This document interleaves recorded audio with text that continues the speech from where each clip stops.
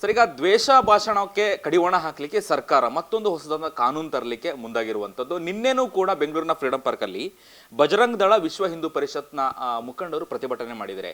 ಬಹಳ ಮುಖ್ಯವಾಗಿ ಸದನದಲ್ಲೂ ಕೂಡ ಇದು ಬಹಳ ದೊಡ್ಡ ಮಟ್ಟಿಗೆ ಚರ್ಚೆ ಆಯಿತು, ಗದ್ದಲ ಕೂಡ ಸೃಷ್ಟಿಯಾಯಿತು. ಸರ್ಕಾರ ಎಲ್ಲಾದರೂ ಒಂದು ವ್ಯಕ್ತಿಯನ್ನ ಟಾರ್ಗೆಟ್ ಮಾಡಿ ಅಥವಾ ಯಾವುದಾದ್ರು ಒಂದು ಧರ್ಮವನ್ನ ಟಾರ್ಗೆಟ್ ಮಾಡಿ ಈ ಒಂದು ಹೊಸದಾದಂತಹ ಕಾನೂನು ತರ್ತಾ ಇದೆಯಾ ಅನ್ನುವಂತಹ ಪ್ರಶ್ನೆ ಸದ್ಯ ಈಗ ಚರ್ಚೆ ಆಗ್ತಿರುವಂಥದ್ದು. ಏನು ಹೇಳ್ತೀರಿ ನೀವು? ನನಗನ್ನಿಸ್ತಾ ಇರ್ತಕ್ಕಂಥದ್ದು, ಈ ಕಾನೂನು ಅವಶ್ಯಕತೆ ಇತ್ತು, ನಾನಿಲ್ಲ ಅಂತ ಹೇಳಲ್ಲ. ಯಾಕೆಂದರೆ ಧರ್ಮಗಳ ನಡುವೆ, ಜಾತಿಗಳ ನಡುವೆ ಭಾಷಣ ಮಾಡ್ತಕ್ಕಂಥದ್ದು ಒಳ್ಳೆಯ ಲಕ್ಷಣ ಅಲ್ಲ. ಸಮಾಜದ ಬೆಳವಣಿಗೆಗೆ, ಸಮಾಜಕ್ಕೆ ಪೂರಕವಾಗಿರಬೇಕಾದ ಸಂದರ್ಭದಲ್ಲಿ ಈ ರೀತಿಯ ಭಾಷಣಗಳು ಒಳ್ಳೆಯದಲ್ಲ.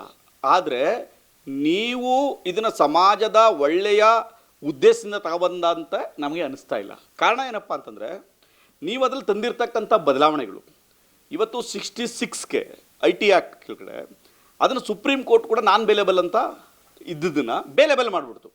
ಆಮೇಲೆ ಅದು ಆಗೋಯ್ತು. ಅಂಥ ಸಂದರ್ಭದಲ್ಲಿ ನೀವು ಇದನ್ನು 7 ವರ್ಷದಿಂದ 10 ವರ್ಷದವರೆಗೆ ಶಿಕ್ಷೆ ಮಾಡಿದ್ರಿ.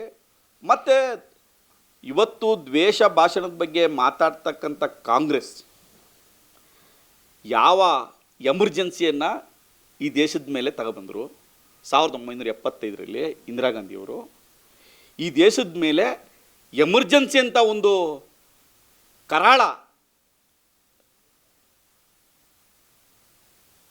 ವಿಚಾರವನ್ನು ಈ ದೇಶದ ಮೇಲೆ ಏರಿಕೆ ಮಾಡಿ, ಈ ದೇಶದ 4ನೇ ಅಂಗ ಅಂತೇನಿತ್ತು ಪತ್ರಕರ್ತರು, ಮಾಧ್ಯಮವನ್ನು ನಿರ್ಬಂಧಿಸುವ ಎಲ್ಲ ಪ್ರಯತ್ನವನ್ನು ಮತ್ತು ಬಹುತೇಕ ಮಾಧ್ಯಮದ ಮಿತ್ರರನ್ನು ಜೈಲಿಗೆ ಹಾಕಿಸಿದಂಥ ಕೀರ್ತಿ ಏನಾದರೂ ಇದ್ದರೆ ಅದು ಇಂದಿರಾ ಗಾಂಧಿ. ಅಂಥ ಕಾಂಗ್ರೆಸ್ ಪಕ್ಷಕ್ಕೆ ಈ ಥರದ್ದೊಂದು ಕಾರ್ಯಕ್ರಮ ಮಾಡಿದ್ರೆ ಇನ್ನೇನು ಮಾಡ್ತಾರೆ ಅವರು? ಎಲ್ಲೊಂದು ಕಡೆ ಈ RSS ಪಥಸಂಚಲನ, ಆಮೇಲೆ ಭೀಮ್ ಆರ್ಮಿ ನಡುವೆ ನಡೆದಂತಹ ಒಂದಷ್ಟು ಘರ್ಷಣೆಗಳು ಅಥವಾ ಏನು ಪಥಸಂಚಲನ ನಡುವೆ ಆದಂತಹ ಈ ಸಂಘರ್ಷಣೆ ಈಗ ಒಂದು ಹೊಸದಾಗಿ ಮಸೂದೆ ಮಂಡನೆ ಮಾಡಲಿಕ್ಕೆ ಏನಾದರೂ ಕಾರಣ ಆಯಿತಾ ಅಥವಾ ಹೇಗೆ ಅನ್ನುವಂಥದ್ದು? ಈಗ ಈ ಭೀಮ್ ಆರ್ಮಿ ಉಟ್ಕೊಂಡಿರ್ದಿರ್ಬೋದು, RSSನ ಪಥಸಂಚಲನ ಇರ್ಬೋದು. ಇವತ್ತು ನೀವು ನೋಡಿದಿರಿ, ಪರಮೇಶ್ವರ್ ಅವರು ಒಂದು ಹೇಳಿಕೆ ಕೊಟ್ಟಿದ್ದಾರೆ, ಸದನಕ್ಕೆ ಒಂದು ಹೇಳಿಕೆ ಕೊಟ್ಟಿದ್ದಾರೆ. 500ಕ್ಕೂ ಹೆಚ್ಚು ಪಥಸಂಚಲನಗಳನ್ನು ರಾಜ್ಯದಲ್ಲಿ ಮಾಡಿದ್ದಾರೆ. ಆ ಎಲ್ಲ ಪಥಸಂಚಲನಗಳು ಯಾವುದೇ ಅಹಿತಕರ ಘಟನೆಗಳು ನಡೆದ ಹಾಗೆ ಪಥಸಂಚಲನ ಆಗಿದೆ ಅಂತ ಒಪ್ಕೊಂಡಿದ್ದಾರೆ. ಈ ರೀತಿ ಒಪ್ಕೊಂಡ್ಮೇಲೆ ನೀವು ಹೇಗೆ ಅವ್ರನ್ನ ಆರೋಪಿತರನ್ನಾಗಿ ಮಾಡ್ತೀರಾ? ಪಥಸಂಚಲನ ಮಾಡ್ತಾ ಇರ್ತಕ್ಕಂಥ ಉದ್ದೇಶ ಏನಕ್ಕೆ?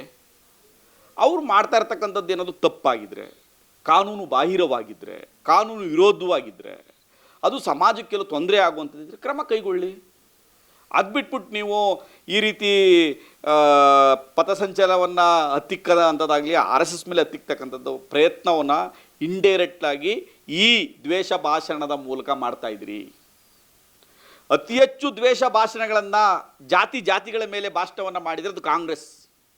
ಇಡೀ ದೇಶದಲ್ಲಿ ಜಾತಿಯನ್ನು ಓಲೈಸ್ತಕ್ಕಂಥ, ಧರ್ಮವನ್ನು ಓಲೈಸ್ತಕ್ಕಂಥ ಕೆಲಸ ಮಾಡಿದರೆ ಅದು ಕಾಂಗ್ರೆಸ್ ಪಕ್ಷ ಅಲ್ಲ. ಈ ಕಾಂಗ್ರೆಸ್ ಹೇಳುವಂಥದ್ದು ಏನು ಅಂತಂದರೆ, ಕುಂಬಳಕಾಯಿ ಕಳ್ಳ ಅಂತಂದರೆ ಹೆಗ್ಲಿ ಯಾಕೆ ಮುಟ್ಟು ನೋಡ್ಕೊಳ್ತೀರ ಅನ್ನುವಂಥ ಸದನದಲ್ಲಿ ಭಾಳ ದೊಡ್ಡ ಮಟ್ಟದ ಚರ್ಚೆ ಆಯಿತು ಅನ್ನುವಂಥದ್ದು. ದ್ವೇಷ ಭಾಷಣದ ಬಗ್ಗೆ ಅಥವಾ ದ್ವೇಷ ಭಾಷಣಕ್ಕೆ ಹೊಸದಾದಂಥ ಕಾನೂನು ತರಲಿಕ್ಕೆ ಅಥವಾ ಕಡಿವಾಣ ಹಾಕ್ಲಿಕ್ಕೆ ಹೊಸ ಕಾನೂನು ತಂದರೆ ನಿಮಗೇನು ಕಷ್ಟ, ನಿಮಗೇನು ತೊಂದರೆ ಅನ್ನುವಂಥದ್ದು ಕಾಂಗ್ರೆಸ್ ಪ್ರಶ್ನೆ ಮಾಡ್ತಿದೆ ಅಂತ. ಅಲ್ಲ, ನಾನು ಹೇಳ್ತಿರ್ತಕ್ಕಂಥದ್ದು ಸಂವಿಧಾನದಲ್ಲೇ ಇದೆ, ನೀವೇನು ತರಬೇಡಿ. ಸಂವಿಧಾನದಲ್ಲೇ ಇದೆ ದ್ವೇಷ ಭಾಷಣ ಮಾಡಬಾರ್ದು ಅಂತ. ನೀವು ಹೊಸದಾಗಿ ಏನಕ್ಕೆ ತಗೋಬೋತಾ ಇದ್ದೀರಿ? ನೀವು ಅದರಲ್ಲಿ ಸೇರಿಸಿರ್ತಕ್ಕಂಥ ಅಂಶಗಳಿದಾವಲ್ಲ, ಏನೇನು ಜಾರಿಗೆ ತರಬೇಕು ಅಂತ ಹೇಳಿದ್ರೆ ಅದು ಎಲ್ಲ ಒಂದು ಕಡೆ ನೀವು ಟಾರ್ಗೆಟ್ ಮಾಡ್ತಾಯಿದ್ದೀರಿ. ಎಲ್ಲ ಒಂದು ಕಡೆ BJPಯನ್ನು, RSSನ, ಅದರ ಅಂಗಸಂಸ್ಥೆಗಳನ್ನು ಟಾರ್ಗೆಟ್ ಮಾಡುವ ಎಲ್ಲ ಪ್ರಯತ್ನವನ್ನು ಕಾಂಗ್ರೆಸ್ ಪಕ್ಷ ಇಂಡೈರೆಕ್ಟಾಗಿ ಈ ಆ್ಯಕ್ಟ್ ಮೂಲಕ ಮಾಡ್ತಾಯಿದೆ. ಅಲ್ಲ, ಒಂದು ಕಡೆ ಟಾರ್ಗೆಟು, ಇನ್ನೊಂದು ಕಡೆ ಯಾರನ್ನ ಓಲೈಸಲಿಕ್ಕೆ ಈ ಒಂದು ಮಸೂದೆಯನ್ನ ಅಥವಾ ಈ ಒಂದು ಬಿಲ್ಲನ್ನು ಪಾಸ್ ಮಾಡಲಿಕ್ಕೆ ಮುಂದೆ ಆಗ್ತಿದೆ ಅನ್ನುವಂಥದ್ದು. ಅಫ್ಕೋರ್ಸ್ BJPಯವರು ನೇರವಾಗಿ ಮುಸ್ಲಿಂ ಸಮುದಾಯದ ಅನೇಕ ವಿಚಾರಗಳ ಬಗ್ಗೆ ಅವರು ವಿರೋಧ ಇದೆ. ಅವ್ರು ಮಾತಾಡ್ತಾನೂ ಇದ್ದಾರೆ, ಇವತ್ತಲ್ಲ ಮೊದಲಿಂದನೂ ಮಾತಾಡ್ತಿದ್ದಾರೆ. ಅವರ ಆ ಉದ್ದೇಶವನ್ನು ಮುಸ್ಲಿಮ್ಸನ್ನು ಇಟ್ಕೊಂಡೇ ಅವರು ಅವ್ರನ್ನ ಓಲೈಸುವ ರಾಜಕಾರಣಕ್ಕೋಸ್ಕರನೇ ಈ ಆ್ಯಕ್ಟ್ ಅಂತ ಅವತರ್ತಕ್ಕಂಥದ್ದು. ಡೌಟೇ ಬೇಡ ಅದರಲ್ಲಿ. ನೀವು ಒಂದು ಧರ್ಮವನ್ನು ಅಥವಾ ಒಂದು ಜಾತಿಯನ್ನು ಓಲೈಸ್ತಕ್ಕಂಥ ರಾಜಕಾರಣ ಇದೆಯಲ್ಲ, ಅದು ಸಮಾಜಕ್ಕೆ ಒಳ್ಳೆಯ ಸಂದೇಶ ಅಲ್ಲ. ಸಮಾಜದ ದೃಷ್ಟಿಯಿಂದ ಒಳ್ಳೆಯದಲ್ಲ. ಆ್ಯಕ್ಟು ಯಾವುದೇ ಕಾನೂನುಗಳು ಸಮಾಜಕ್ಕೆ ಪೂರಕವಾಗಿರಬೇಕು. ಅದು ಎಲ್ಲ ಸಮಾಜಕ್ಕೆ ಒಳಗೊಂಡಂತೆ ಇರಬೇಕು. ಅದು ಜಾತಿಯನ್ನು ಮೀರಿ ಧರ್ಮವನ್ನು ಮೀರಿ ಆ್ಯಕ್ಟ್ಗಳಿರಬೇಕು. ಜಾತಿಗೆ ಸೀಮಿತವಾಗಬಾರ್ದು, ಜಾಮಿತಿಯನ್ನು ಓಲೈಸುವುದು ಕೂಡ ಆಗಬಾರ್ದು. ಯಾರಾಗ್ತಾರೆ ಎಂಎಲ್ಎ ಅಭ್ಯರ್ಥಿ 2028 ಶೀಘ್ರದಲ್ಲೇ. ಪ್ರತಿದಿನ ಒಂದೊಂದು ಕ್ಷೇತ್ರದ ಟಿಕೆಟ್ ಆಕಾಂಕ್ಷಿಗಳ ಸಂಪೂರ್ಣ ಮಾಹಿತಿ ಪೊಲಿಟಿಕಲ್ ಜರ್ನಲಿಸ್ಟ್ KM ಶಿವಕುಮಾರ್ ಅವರಿಂದ. ಕರ್ನಾಟಕದ ನಂಬರ್ 1 ಡಿಜಿಟಲ್ ಮೀಡಿಯಾ ನಿಮ್ಮ ನೆಚ್ಚಿನ ಕರ್ನಾಟಕ ಟಿವಿಯಲ್ಲಿ ಮಾತ್ರ.